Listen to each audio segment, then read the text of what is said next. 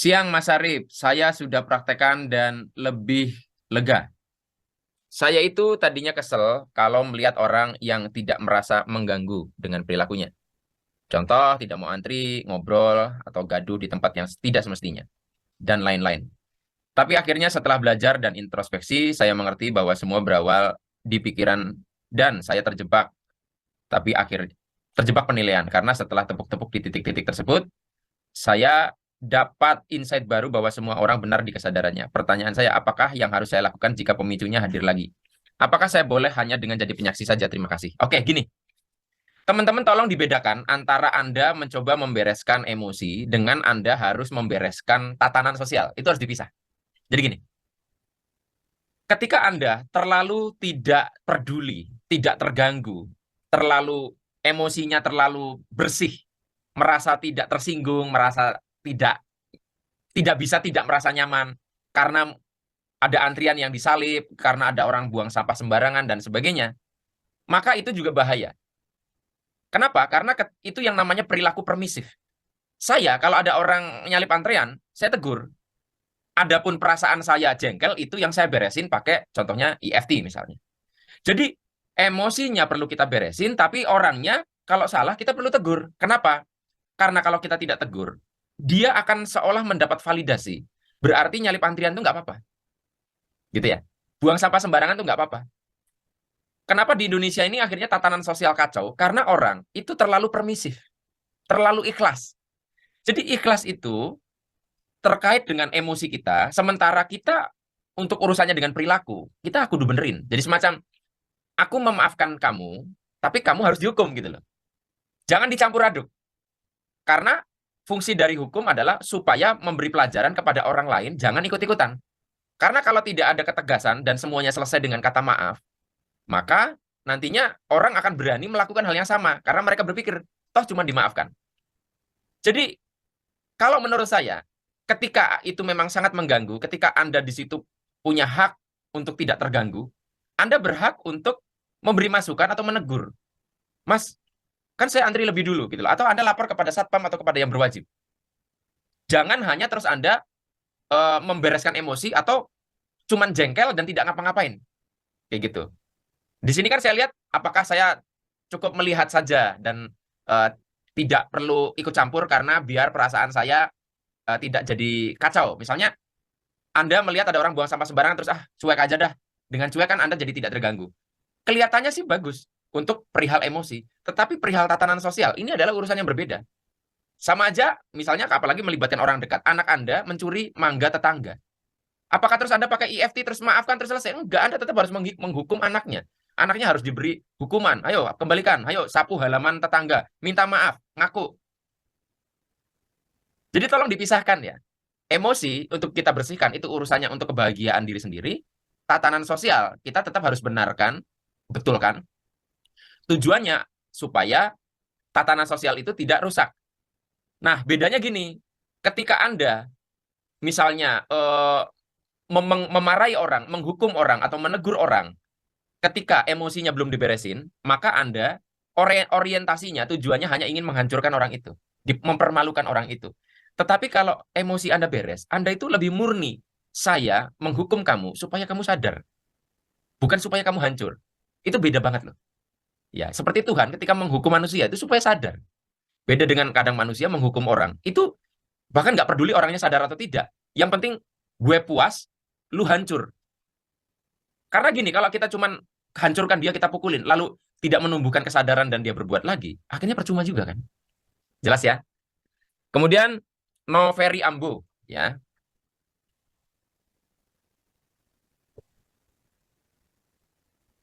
Jika kita belum bisa mengidentifikasi problemnya, apakah EFT tetap bisa dilakukan, Mas? Yang jelas, kan itu untuk melakukan EFT kan kita harus tahu kita mau ngapain. Sama aja gini, anggap EFT itu obat, ya. Nah, kalau Anda pergi ke dokter dan Anda tidak tahu, dokternya tidak melakukan identifikasi persoalan, berani nggak ngasih obat?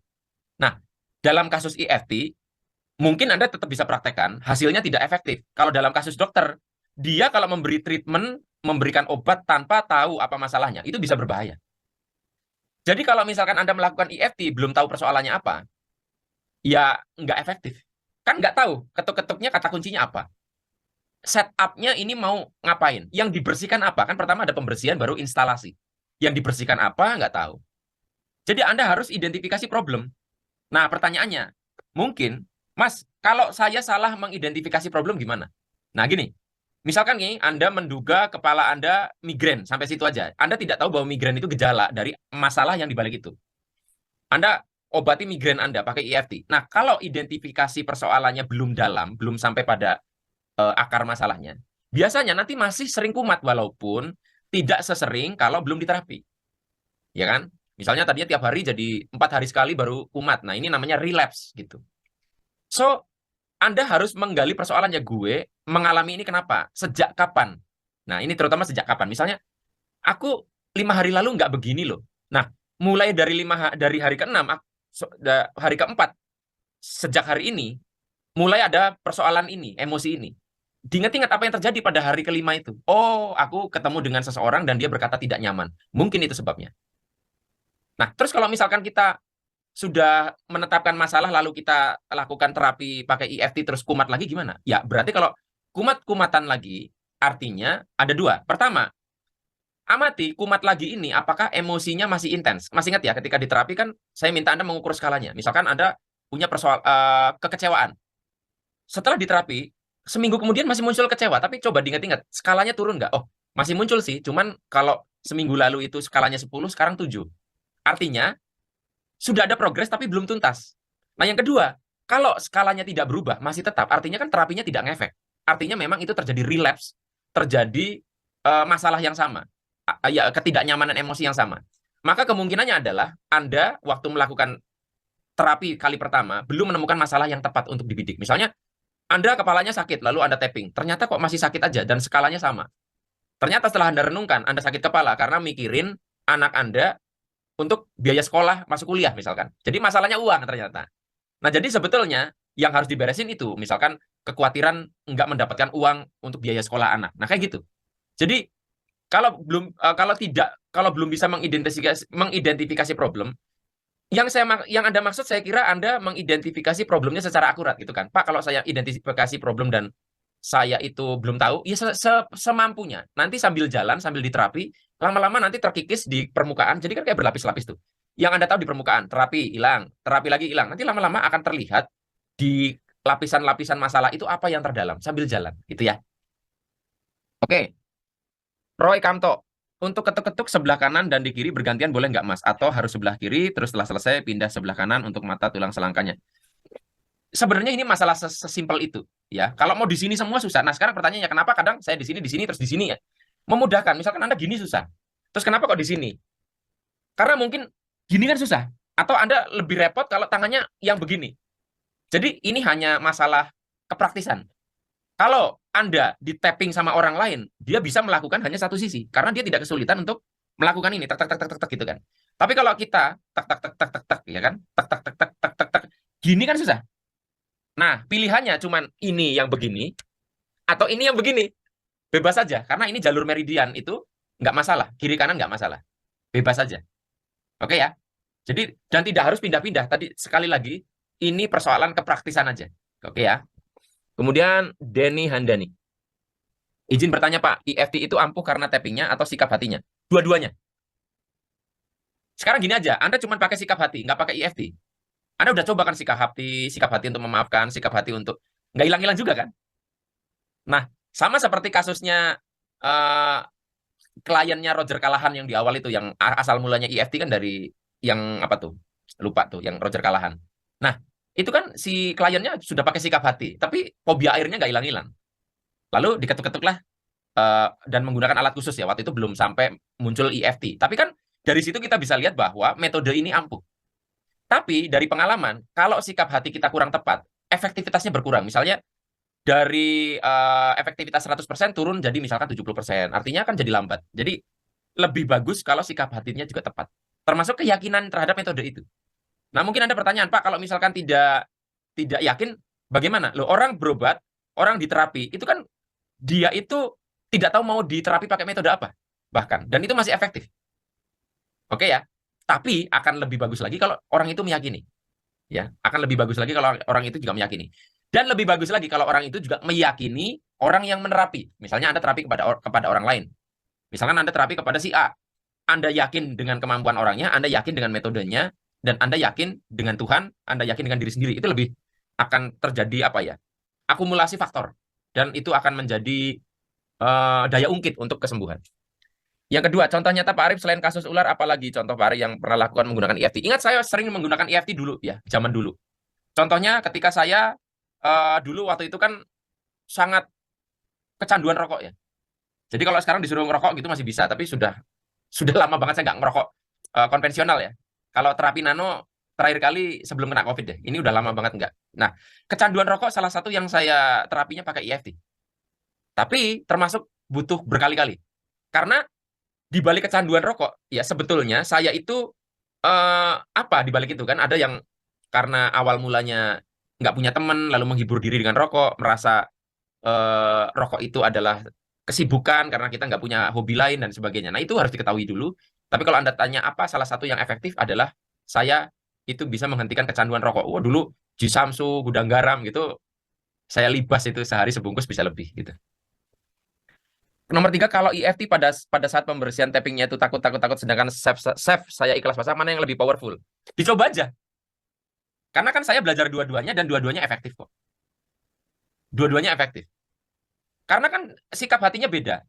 Kalau pada EFT, takut-takut itu supaya kita itu fokus untuk mengeluarkan rasa takutnya. Nah, kita itu kan kalau ingin membuang kotoran, itu kan kotorannya harus dikumpulin dulu supaya bisa dibuang. Gitu ya, bukan ditimpa. Jadi, kalau ditanya mana yang lebih efektif, setahu saya dua-duanya efektif. Saya pakai dua-duanya, belajar dua-duanya. Nah, sekarang pertanyaannya, apakah efektif atau tidak untuk Anda atau lebih efektif mana? Anda harus coba dua-duanya. Karena sekali lagi, bahkan ada orang yang pakai EFT dan chef pun tidak ngefek. Dia butuh metode lain. Jadi cocok-cocokan. Apakah Pak Arif masih pakai EFT sekarang? Sebagaimana waktu di materi video saya bilang, apa yang saya bagikan di membership, itu ada yang masih saya pakai sehingga hari ini, ada yang sudah nggak saya pakai, tapi pernah saya pakai. EFT itu sudah jarang banget saya pakai. Untuk tappingnya. Tapi sikap hatinya, prinsipnya, prinsip penerimaan, prinsip untuk pembersihan, itu kerangka kerjanya EFT masih saya pakai. Tapi kalau tapping-tapping gitu, enggak. Udah lama enggak. Saya punya cara lain. Gitu loh. Ya. Rikma Inspiration Pak Arif, EFT bisa nggak? Bisakah kita pakai untuk penyakit selain yang disebutkan di video 20? Seperti penyakit radang paru berat dan penderitanya sedang berada di ruang ICU sebuah RS. Bisa-bisa aja. Karena gini, mengacu kepada banyak riset. Penyakit fisik, ya, itu selalu ada kontribusi emosi yang bermasalah di situ. Dan emosi yang bermasalah memicu hormonal tubuh yang bermasalah yang bisa memicu penyakit atau mengganggu proses penyembuhan. Sebetulnya tubuh kan punya self recovery. Jadi kayak luka, kita terluka kena paku, kan sembuh sendiri. Tapi kalau ada gangguan pada sistem itu, lukanya nggak nutup-nutup. Contohnya pada orang yang kena di diabetes basah contohnya. Nah, jadi prinsip dari penyakit fisik itu kompleks karena pola makan, pola hidup, termasuk ada gangguan emosi. Dan gangguan emosi di sini bisa sebagai penyebab awal atau sebagai impact lanjutan setelah penyakit fisik itu datang. Misalnya, Anda itu sering khawatir, sering stres, lalu terciptalah GERD misalnya, asam lambung misalnya. Nah, berarti kan di sini dalam kasus ini, emosi sebagai pemicu awal. Lalu akhirnya berpadulah ada penyakit fisik, juga ada kekhawatiran, ada panic attack misalnya ya, serangan kepanikan. Tapi bisa juga Anda tuh karena pola makan, kacau pola hidupnya, Anda kena GERD, dan Anda jadi mikirin GERD ini, Anda jadi panik. Nah, artinya kan tetap mau itu sebagai pemicu awal atau dampak lanjutan, dalam penyakit fisik selalu ada emosi di situ. Nah, kalau emosinya diberesin, akan membantu proses penyembuhan yang dilakukan oleh tubuh. Gitu ya. Nah, sekarang pertanyaannya, kalau di ICU bagaimana? Harus izin dokternya dulu. Karena jangan sampai sembarangan gitu ya. Sembarangan Anda ketuk-ketuk lalu ternyata kata dokternya jangan digerak-gerakkan karena ada jarum yang dipasang di tangannya dan sebagainya. Jadi Anda harus lihat itu. Tapi kan ada solusi. Kalau misalnya pasien itu di ICU, di isolasi, nggak boleh ketemu, bagaimana nerapinya? Ya pakai suroget. Anda tappingnya ke diri sendiri, rasakan Anda jadi dia. Kan bisa. Kan saya bagikan di video tentang pakai suroget teknik, atau bahkan pakai jarak jauh. Itu ya. Satu lagi Pak, misalnya yang kita bantu ke EFT ke orangnya langsung bisa gitu ya Pak, karena dia nggak bisa melakukannya. Loh, iya. Yang saya contohin kemarin kan saya mengajari Anda untuk menerapi diri sendiri. Nah, tapi kalau menerapi orang lain gimana? Ya bisa. Bisa. Malah itu lebih efektif kadang untuk menerapi orang lain dibanding terapi diri sendiri. Kemudian Aziz Fauzi. Setiap EFT kenapa harus minum dulu? Karena dari hasil riset, kalau kita dehidrasi, itu ada satu biokimia, biolistrik di tubuh kita yang terkait dengan energi tadi itu kurang efektif. Akhirnya ketuk-ketuk kita tuh untuk memicu satu lompatan-lompatan listrik itu tidak cukup untuk menstimulus terjadinya pemberesan di sistem energi kita. Dan air salah satu katalis dari sistem kelistrikan di tubuh kita. Ini kan sistem energi, sistem listrik. Tubuh kita itu kan sebenarnya semacam kayak ada cairan kimia dan sebagainya. Kayak gitu ya. Kemudian, apakah ketika EFT tidak boleh ada logam dan perangkat elektronik di tubuh kita? Kalau dari seingat saya sih nggak ada masalah ya. Tetapi kalau mau didetailkan perangkat logam seperti apa juga harus diketahui. Misalnya, Anda menggunakan smartphone, dan smartphone itu memang diindikasikan kan memang memiliki satu radiasi tertentu yang biasanya mempengaruhi apa ya bioenergi elektromagnetic field-nya manusia. Ya, misalnya saya tidak pernah mengantongi smartphone di sini di saku baju dekat jantung misalnya. Itu kan karena saya tahu itu akan ngaruh ya. Jadi kalau untuk hal-hal tertentu ya saya kira dicopot aja nggak apa-apa. Karena kalau di sini perangkat logam gitu, nanti kalau apa namanya dia duduk di kursi misal gini kan ada logam juga nih beberapa nih. Ini jadi definisinya harus dipegang dulu ya. Tapi yang jelas kalau mungkin elektronik ada atau hal-hal itu disinyalir memberikan kontribusi pada gangguan, yang mending dijauhkan. Kemudian apakah ada batasan jumlah melakukan EFT dalam sehari? Nggak ada. Nggak ada. Tapi saya kira kalau Anda lakukan sampai berkali-kali, sampai ratusan kali, nanti capek malah nggak fokus. Anda lakukan beberapa putaran, terus coba diamati progresnya kan gitu. Ya secukupnya. Di takarannya Anda sesuaikan. Habibullah, Habibullah. Pak Ari, bagaimana caranya mewakilkan EFT untuk anak-anak saya atau istri saya, bahkan orang lain? Terima kasih. Udah ada di slide-nya, Mas. Udah ada di slide-nya. Ya, di slide-nya kemarin itu udah ada. Coba Anda tonton video sebelumnya. Kan itu kan pertama setup dulu, saya niat menjadi anak saya namanya siapa gitu loh.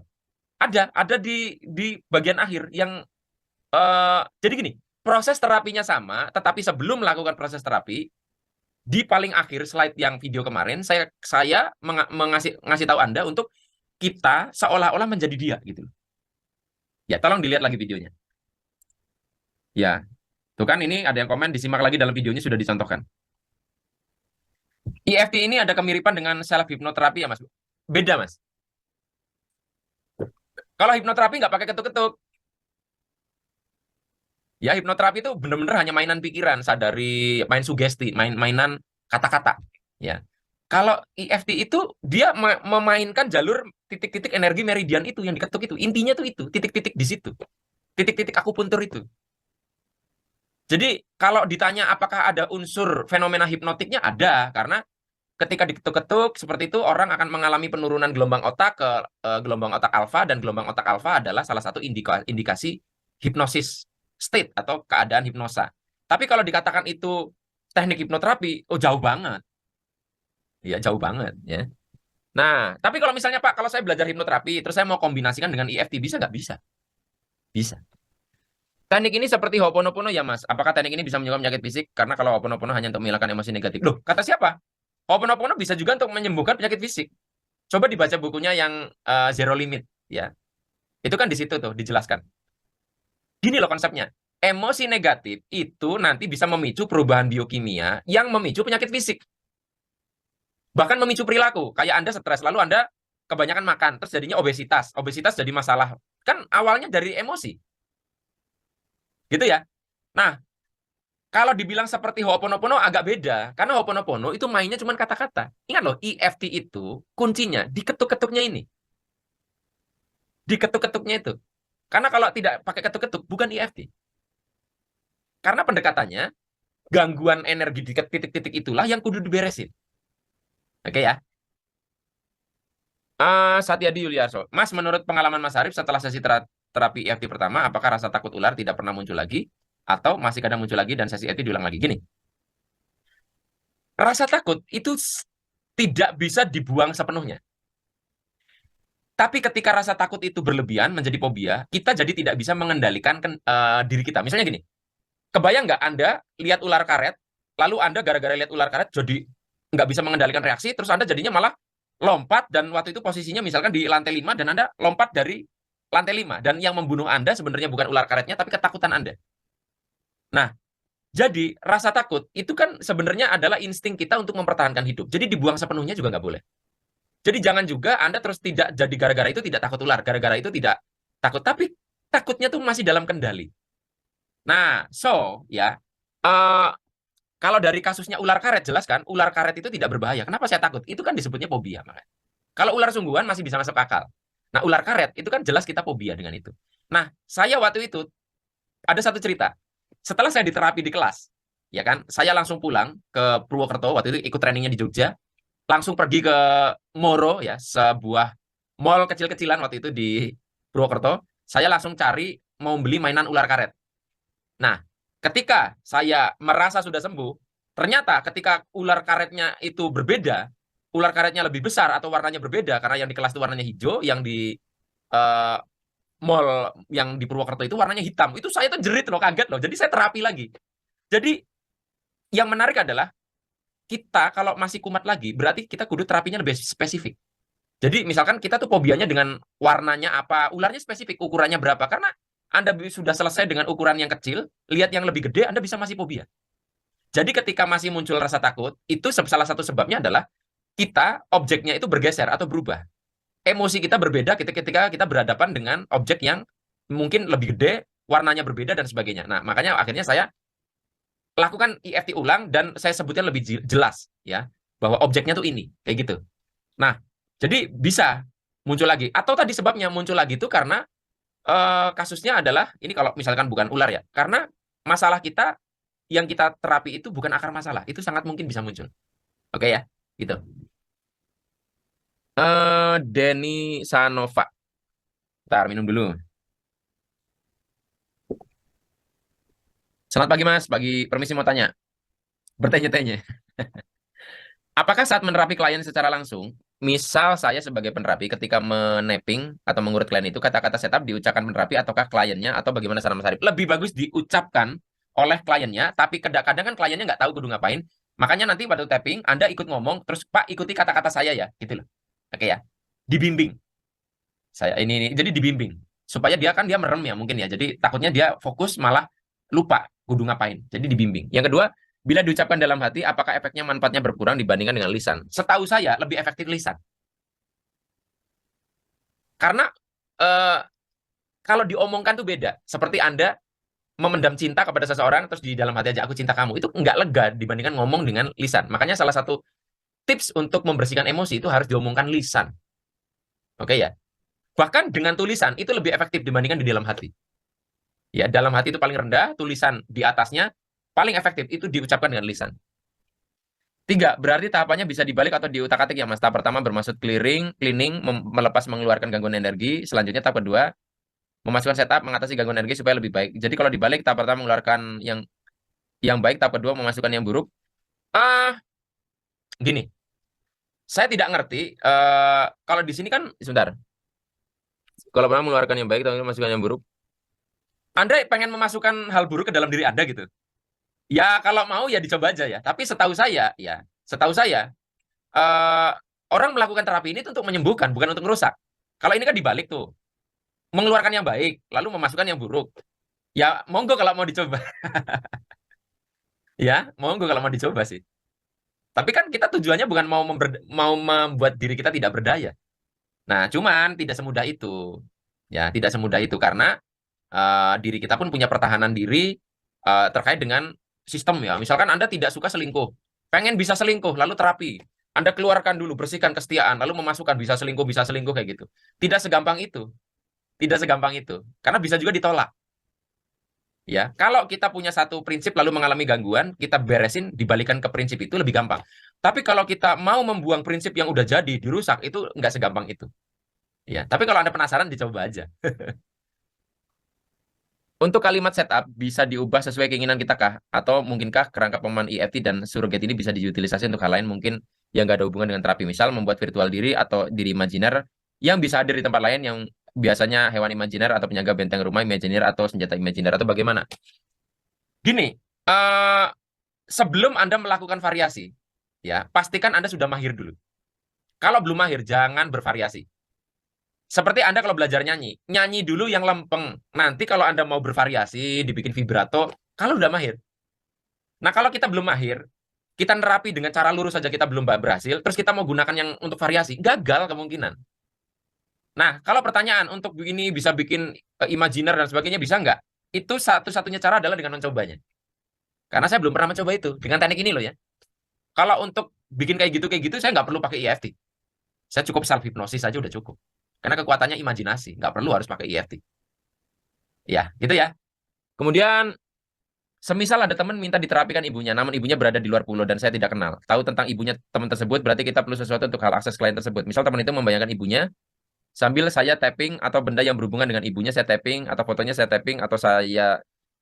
Bukan foto ibunya yang di tapping, harus orang. Kan yang punya titik energi itu kan orang. Ya, jadi opsinya, ketika Anda mau nerapi orang lain, ya entah kenal atau tidak, minimal tahu nama. Tahu nama orangnya. Lebih bagus misalkan, oke, ibunya ini ya Mas ya, sambil memandangi fotonya. Tetapi foto itu sebagai hanya sarana kita membangun niat untuk terkoneksi. Oke ya. Nah, opsinya misalnya ibu teman Anda nih, teman Anda kan ibunya jauh di luar kota dan Anda di situ bersama teman Anda yang merupakan anaknya ibunya itu yang bermasalah. Opsinya ada dua, Anda yang menjadi ibunya Anda tapping ke diri sendiri, atau si anak ini disuruh bahwa saya mewakili ibu saya, izinkan saya merasakan apa yang dirasakan ibu, Anda tappingnya ke anaknya. Bukan tapping ke itu, karena ingat loh, EFT itu kuncinya adalah titik energi. Itu harus diketuk-ketuk. Kalau di foto kan tidak terketuk-ketuk titik energinya. Harus ada memang titik energinya, yaitu tubuh manusia. Gitu ya. Oke. Apakah bisa saat tapping ngurut tidak menyentuh klien balik bertemu langsung maupun jarak jauh seperti saat pelatih bebas? Itu tadi jawabannya.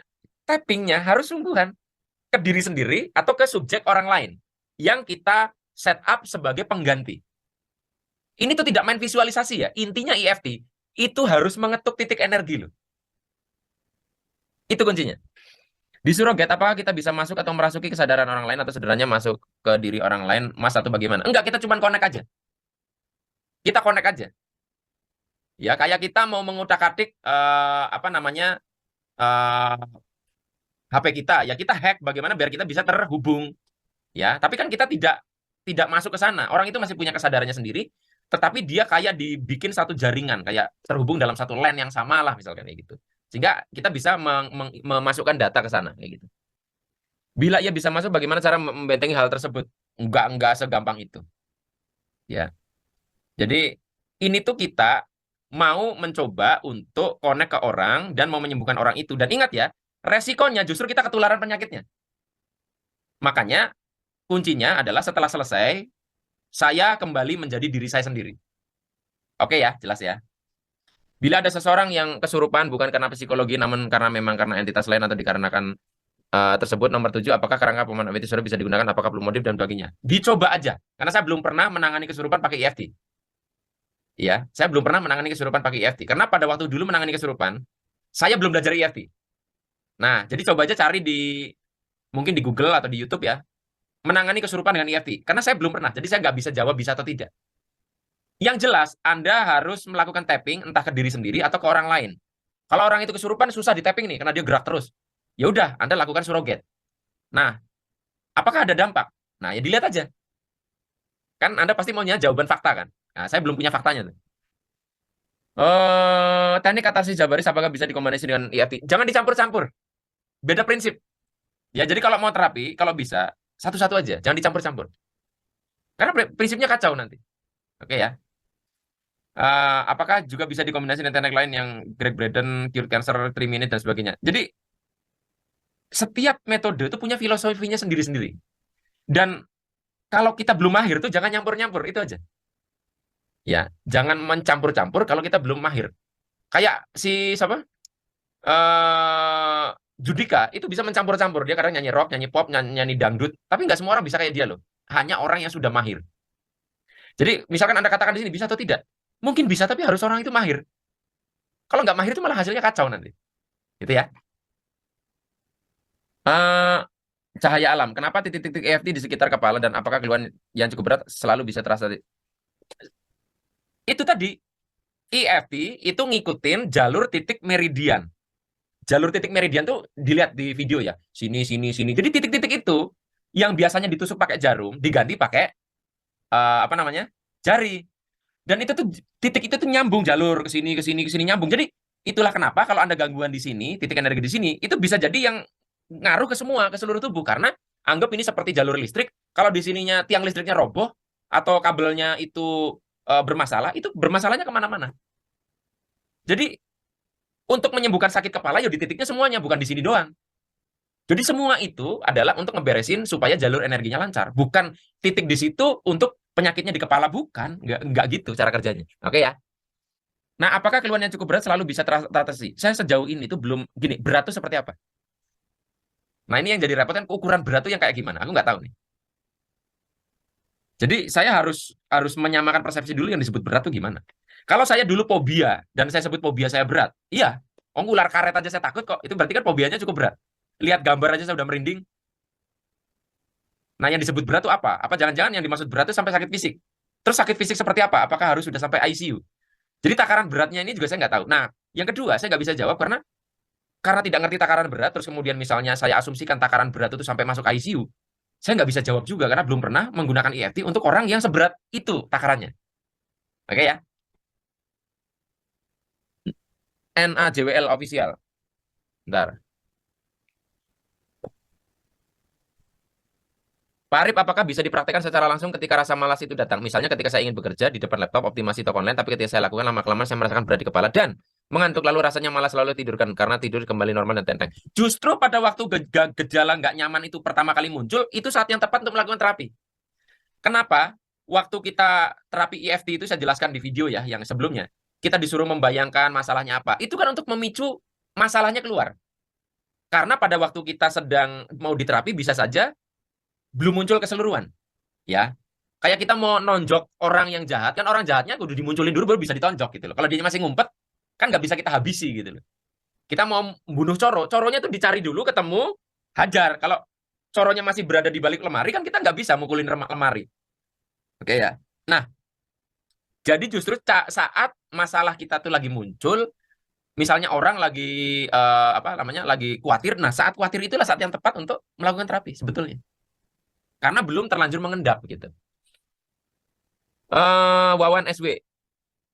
Terima kasih, mantap betul materinya. Saya mau tanya beberapa hal. Satu, untuk hasil EFT yang optimal, apakah kita harus melakukan uninstall program negatif dulu sampai skala nol, baru install program positif, atau bisa diselang-seling? Misal, untuk uninstall program negatif perlu waktu yang sangat lama, berarti kita bisa install program positifnya.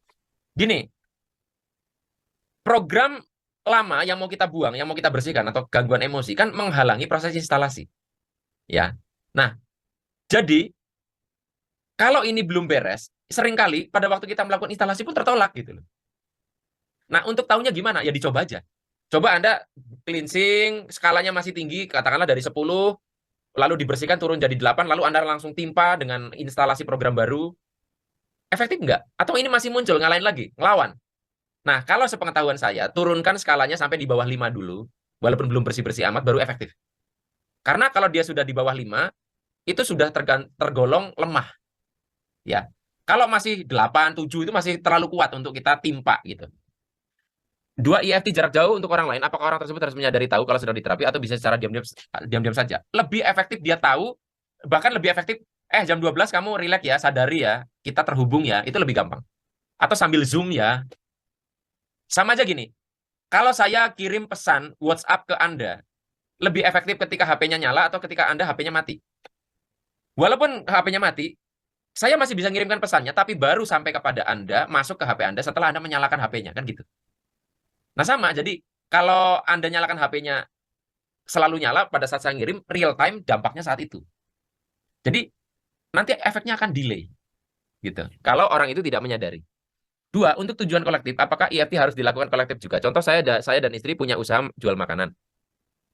Yang menurut saya sulit untuk maju. Saya menyadari saya punya mental block yang kurang memberdayakan tentang uang atau usaha yang menghambat kemajuan usaha kami. Masalahnya istri saya merasa gini aja udah cukup dan jalani apa adanya. Dalam hal ini harus terapi kami berdua atau cukup saya aja? Ya dua-duanya. Kan jalur energinya yang bermasalah itu kan dua-duanya. Atau salah satu. Gitu. Atau kalau misalkan istri Anda tidak mau diterapi, ya suroget. Pokoknya harus dua-duanya. Anda beresin, terus Anda suroget untuk istri Anda kalau istri Anda nggak mau digitu-gitu gitu loh. Tapi harus dua-duanya. Tantan Permana Kapten, Mas, untuk metode pembersihannya sampai skala 0 baru lanjut ke metode install, atau skala pembersihannya tidak perlu sampai 0 baru install program baru. Bagus. Gini, lebih bagus kalau udah 0 sebetulnya. Tapi kalau misalnya nunggu nolnya lama, tadi ya saya bilang kalau bisa skalanya sudah di bawah 5, 4, 3 gitu, timpa aja. Kan biar kedorong tuh, biar dihajar gitu loh. Tapi kalau masih di atas 5, setahu saya, sepengalaman saya kurang efektif. Padma Krisna, selamat sore Mas Arif. Saya mau bertanya tentang EFT surrogate. Pada saat menterapi pasien jarak jauh dengan metode surrogate, yaitu dengan menggunakan media boneka, diri sendiri atau orang lain. Bukan boneka, kalau boneka menurut saya nggak efektif ya. Harus orang, karena jalur energi. Ya, saya tidak tahu, mungkin berbeda ya kalau ada yang ngajarin EFT terus bisa pakai boneka. Saya masih berprinsip bahwa jalur energi itu pada tubuh manusia, bukan pada boneka atau foto gitu loh. Ya saya tanyakan, kalau kita menggunakan diri sendiri sebagai media, apa tidak menyisakan energi negatif pasien di tubuh kita walaupun kita sudah melakukan kalimat penutup? Ya kalau ada ragu, Anda terapi aja. Resikonya dokter itu ketularan penyakit. Itu udah pasti. Anda dokter nanganin COVID, ya kan resiko ketularan COVID. Itu udah resiko. Ya, jadi kalau kita belum siap dengan resikonya, jangan jadi healer, jangan jadi terapis. Saya udah lama berhenti jadi terapis, itu karena itu. Karena saya harus capek ngebersihin diri sendiri juga. Kalau walaupun saya sudah memutus koneksi, masih ada yang bocor gitu loh. Ya, apalagi sampai menangani banyak pasien energi negatif. Ya, jadi orang yang jadi terapis menangani banyak klien itu harus sering rajin bersih-bersih, mandi garam. Lebih bagus Anda mandi air garam tuh untuk melunturkan energi negatif. Main channel. Pak Arif, apakah EFT ini bekerja untuk orang yang tidak yakin dengan metode tersebut? Bekerja, tapi tidak, efektivitasnya akan berkurang. Berkurang berapa persen saya tidak tahu. Tapi akan berkurang. Tapi masih bisa memberikan dampak signifikan kalau orang itu masih yakin sama Anda.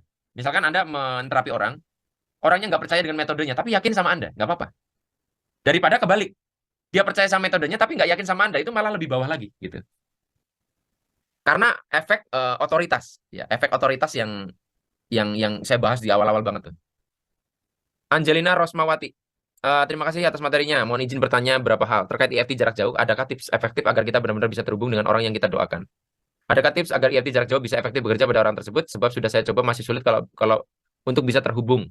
Terima kasih. Ya, ya, gini aja. Kalau dibilang ukurannya terhubung kayak gimana, itu juga kan nggak tahu ya. Tapi kalau menurut saya, kalau kita menterapi orang dan orangnya itu kita kasih tahu kita menerapi, ya, ya gini aja, kayak saya menerapi Anda ada di layar ngadep saya, walaupun kita terpisah jarak, hanya terhubung lewat digital, itu setidaknya akan membantu untuk terhubung. Jadi kalau Anda merasa agak susah terhubung, ya pakai video call, pakai Zoom kayak gitu akan membantu. Sambil pelan-pelan Anda melepaskan diri, nggak harus begitu Anda sudah terhubung. Kayak gitu ya. Nah, atau lakukan berkali-kali, karena kita tidak tahu kapan mudahnya kita terhubung. Atau Anda cermati, oh ternyata kalau saya lakukan keterhubungan jam 3 dini hari, kalau lebih gampang ya. Cari waktunya Anda. Kayak gitu ya. Saat mengetuk area di sekitar mata, di dada dan di bawah ketiak, apakah dilakukan di bagian kanan kiri atau di salah satunya? Salah satu aja. Salah satu. Ya. Tapi kalau Anda misalkan mau dua-duanya gini juga boleh. Kalau gini boleh. Boleh juga. Nggak salah, nggak masalah. Technically aja. Selamat pagi Mas Arif, yang saya tanyakan apakah EFT bisa untuk program kaya? Tidak Mas. Contohnya seperti apa? Karena memang mindset mesin sudah ada dari dulu sehingga uang yang dihasilkan sering tersisa. Bisa. Ya contohnya itu tadi, misalkan saya merasa uang itu sulit gitu tuh, uang sulit itu sambil diketuk-ketuk. Diganti aja kalimatnya. Jadi misalkan uang itu sulit, Anda petakan dulu masalahnya. Misalkan saya merasa cari uang itu sulit, orang kaya itu masuk neraka gitu loh. Jadi Anda cari dulu apa yang mau dibersihin, diterapi, baru ditimpa program kaya yang sebaliknya dari apa yang Anda buang. Gitu ya. Argo Putra, Assalamualaikum Mas Arif. Saya mau bertanya, saat saya melakukan terapi EFT jarak jauh, subjek tiba-tiba melakukan gerakan tak terduga. Subjek tiba-tiba muntah lalu berteriak histeris, walau lama-lama subjek bisa mengendalikan diri subjek sendiri. Bagaimana kalau itu terjadi lagi saat saya melakukan terapi jarak jauh? Apa yang harus saya lakukan? Itu namanya terjadi yang namanya katarsis atau pembersihan. Atau kalau dalam dunia terapi disebut apreaksi. Ketika saya menerapi klien, bisa juga pada saat dia suruh membayangkan masalahnya, misalkan suaminya selingkuh, dia nangis nggak terkendali, itu kan apreaksi. Ya, itu artinya justru proses detox. Ya, nggak ada masalah juga. Makanya waktu terapi ya pastikan kondisi dia jangan lagi nyetir, kondisi dia lagi di ruang publik ya. memang kondisi dia juga posisinya memang menyiapkan diri untuk menerima terapi dari Anda. Nggak ada yang salah, nggak ada yang perlu dilakukan. Memang kadang ada situasi abreaksi seperti itu. Yang jadi repot karena Anda kan nggak bisa membantu dia kalau ada apa-apa. Makanya pastikan kondisinya dia aman, jangan di tangga. Nanti kalau dia abreaksi nanti gelundung jatuh dari tangga gitu ya, dikondisikan. Atau Anda minta dia juga ada yang ngejagain di sana gitu. Disiasati aja. Listiandari. Selamat siang, Mas Arif. Di video ditawarkan kelas online. Apakah boleh diinfokan berapa harga? Ada.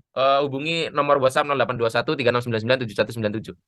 Iya, bagi Anda yang lihat info tentang kelas Law of Unpredictable ya, Law ya, itu harga khusus member itu berlaku hanya sampai akhir Januari. Jadi setelah akhir Januari, Anda akan tetap kena biaya umum dan itu harganya bisa 2 kali lipat. Gitu ya. Jadi kalau memanfaatkan biaya member ya itu. Dan kalau Anda menunggu itu nanti dibuat materi di membership, apa yang saya bahas di kelas online nggak dibahas di membership. Gitu. Untuk uninstall apakah harus satu persatu sifat buruk atau bisa banyak? Misalnya uninstall malah suka menunda. Satu-satu. Nanti nggak fokus. Satu-satu. Ya kayak Anda, pas saya mau membersihkan piring gelas sekaligus kan nggak fokus ya. Karena cuci piring kan satu-satu. Gitu ya. Satu-satu. Installnya juga satu-satu. Mas Ari barusan coba praktek ya dari Novi. Yang diterapi perasaan ditolak pasangan, saya sebut namanya. Sebelum diterapi, dimulai saya bertanya ke diri sendiri, apa yang momen pertama kali saya membuat saya merasa ditolak beliau. Nah, pikiran saya memunculkan satu momen, tiba-tiba saya rasakan dada sesak, lambung gak enak, air mata bercucuran. Singkat cerita, saya lakukan semua langkah di video nanti pas nomor 5, mengukur skala proses, the sequence. Selesai, saya coba revisi lagi ke momen tadi kok ngeblank ya, nggak mau muncul. Saya tunggu berapa menit, saya coba panggil lagi momennya, masih nggak muncul, tubuh juga gak ada reaksi apa-apa. Sampai saya kasih bingung skala berapa. Kayak datar aja, ubur saya juga ademan aja. Saya kepala saya entek kayak habis makan obat flu, efek kantongnya. Pertanyaan saya, ini pertanda bagus, bagus. Jadi kalau Anda sampai blank, udah nggak bisa mengakses emosi yang sebelumnya, mengingat peristiwanya juga agak blur, berarti itu skalanya 0. Udah bahkan udah susah. Itu nggak bisa melakukan revivification namanya. Itu pertanda bagus.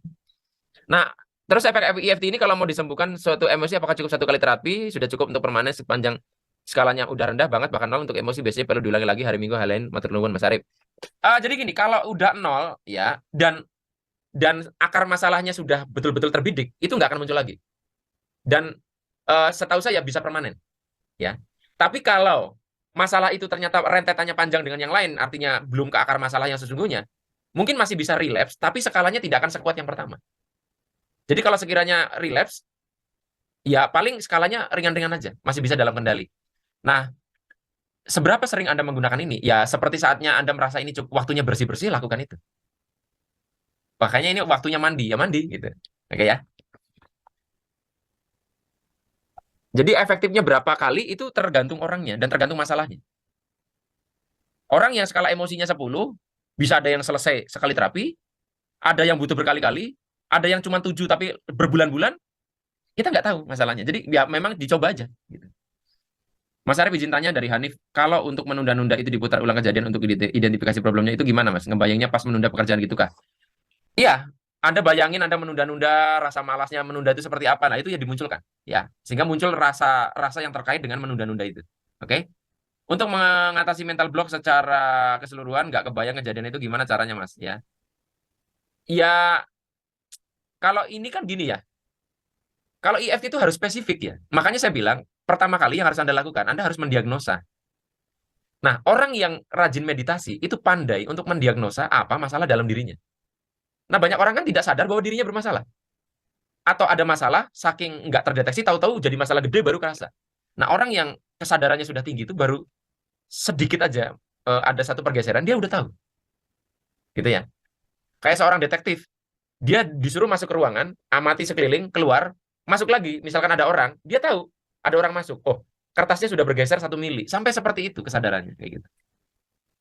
Apakah dilakukan rutin atau cukup sekali aja, Mas? Bila rutin, parameternya apa untuk dilakukan? Rutin juga berapa kali? Jadi gini, kalau bisa, kalau dibersihkan sampai skalanya rendah atau 0, syukur-syukur, lalu baru diinstal ulang. Seberapa lama? Ya sebetulnya. Jadi nggak ada takarannya berapa kali loh. Karena kan goalnya sembuh. Sama aja Anda tanya ke dokter, dok, saya kalau menurunkan berat badan ini butuh olahraga berapa kali? Nah itu nggak tahu. Ya dilakukan terus sampai kiloannya timbangan Anda tuh menuju ke angka ideal kan gitu. Ya.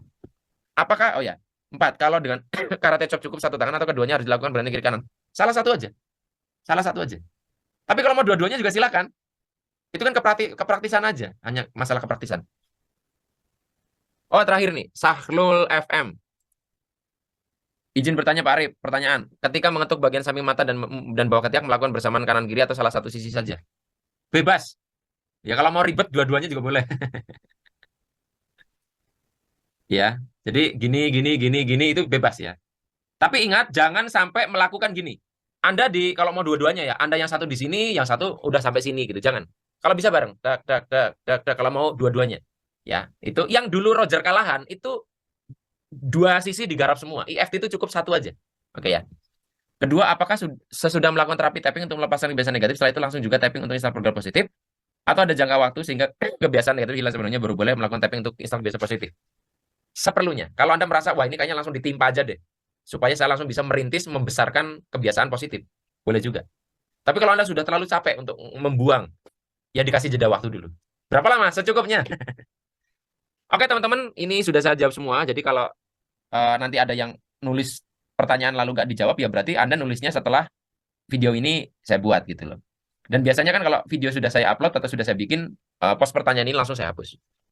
Baik teman-teman, hanya ini yang bisa saya bagikan dalam video kali ini, dan ini cuma 1 jaman ya. Jadi tidak saya buat part-part ya, cuma 1 part aja. Kita akan break seperti biasa dan kita akan masuk ke tema selanjutnya. Nanti saya infokan.